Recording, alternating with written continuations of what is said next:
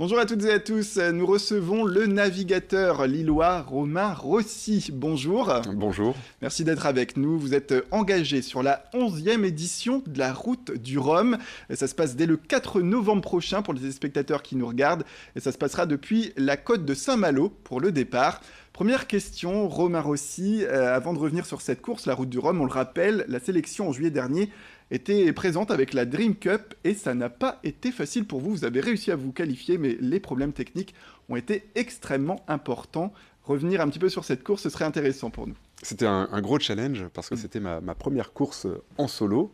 C'était une course de 5 jours et j'ai joué gros parce que c'était une course qualificative pour ma participation à la Route du Rhum.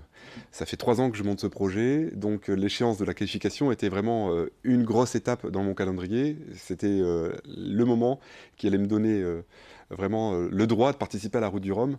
Je l'attendais avec impatience jusqu'au départ où mon électronique m'a lâché. Ouais. On était à 1 heure du départ, je me rends compte que j'ai un gros souci, que je ne vais pas pouvoir partir. Effectivement, je vois partir tous mes concurrents qui partent sans moi et qui passent la ligne de départ, alors que je suis toujours au ponton. Ouais, alors, vous me le disiez juste avant qu'on prenne l'antenne, les erreurs techniques, par contre, ça arrive très très souvent, contrairement à ce qu'on pourrait penser pour les navigateurs. On est dans un sport mécanique, ce qui fait que tout peut arriver, que ce soit des problèmes hydrauliques, informatiques, électroniques, mécaniques, enfin l'accastillage. On est préparé à ça, en fait. Notre métier, c'est effectivement d'être capable de surmonter tous les problèmes qui vont arriver pendant la croisière. Et justement, il faut garder son sang-froid et c'est ce que vous avez fait durant ce départ de la Dream Cup. Je suis bien entouré et effectivement, j'ai un préparateur mental qui m'aide justement à contrôler ses émotions pour être capable de bien répondre pendant les incidents. Et là, en l'occurrence, je savais que je ne saurais pas réparer moi-même ce gros problème informatique, tout était en panne. Donc j'ai dû attendre le technicien, je savais qu'il allait arriver après le départ de la course. Et la meilleure chose que je savais faire à ce moment-là, c'était de dormir. Donc je suis allé me coucher, ce qui m'a permis de prendre un petit peu de repos et de pouvoir attraper la queue de la course quelques heures après, avec finalement 1 heure de plus sur mes concurrents. Ouais, et en meilleure forme puisque vous avez pu dormir. Alors justement, vous avez été qualifié lors de cette Dream Cup et vous allez entamer cette fameuse Route du Rhum. C'est une course emblématique. Qu'est-ce que ça représente pour vous ? C'est l'aboutissement d'un projet. Quand je me suis décidé il y a 3 ans de m'aligner au départ de la Route du Rhum, je viens du monde amateur. Donc la marche est très haute et en plus je démarre d'une feuille blanche puisque je ne connais personne dans le milieu. J'ai juste mon petit background de marin qui navigue en J120 à Dunkerque. Donc toute cette phase de préparation, elle a été ardue. Voilà, j'ai sacrifié du temps familial, j'ai pris des risques financiers, j'ai dû quitter mon travail. Et donc aujourd'hui, me dire que je suis à quelques semaines de prendre le grand départ, voilà, c'est objectif atteint avec cette qualification.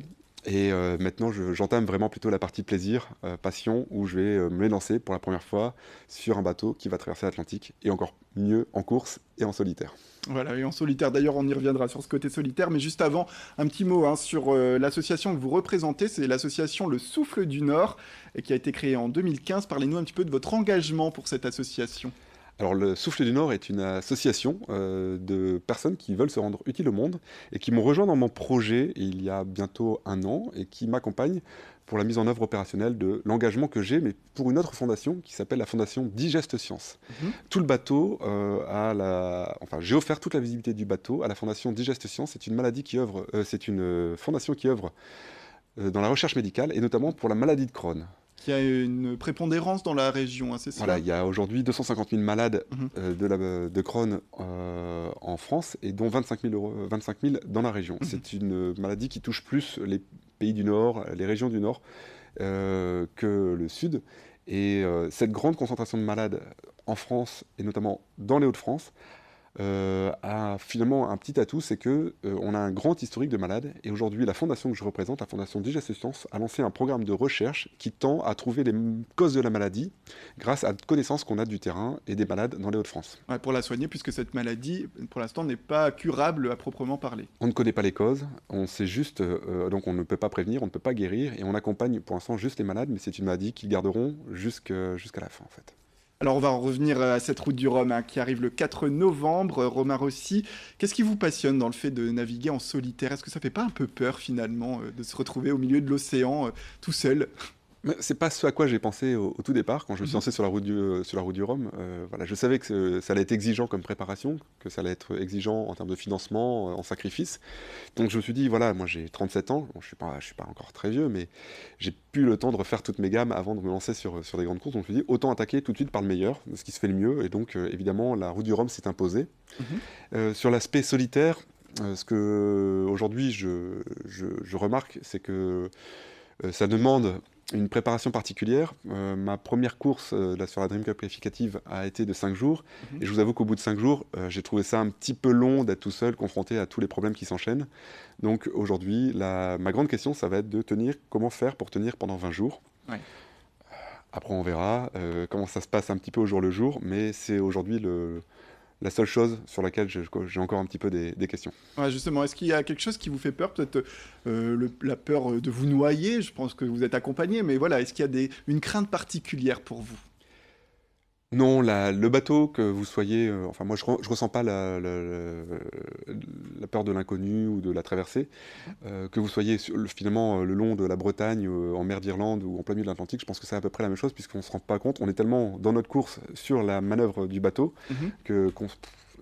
l'emplacement n'a pas beaucoup d'importance.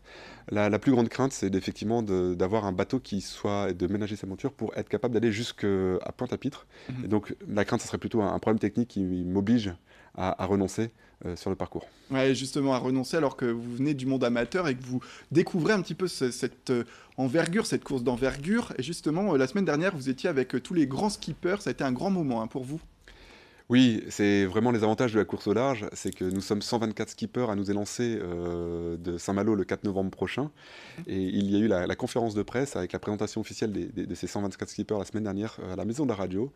Et j'ai eu la chance vraiment de participer à la même conférence de presse que tous les grands marins. Et ça, c'était quand même un grand moment d'émotion pour quelqu'un venant justement du monde amateur, de se retrouver. Je serais sur la même ligne, mais là, j'étais avec eux sur la scène. Et c'était vraiment... On se sent comment à ce moment-là quand on voit tous ces grands noms Ah ben heureux d'en être, et puis chanceux parce que voilà, je pense à quelqu'un qui joue au football au club de Seclin, c'est comme s'il se retrouvait du jour au lendemain sur un terrain pour un entraînement à côté de Neymar. Donc Ouais, voilà, impressionnant. c'est une grande aventure. Ouais.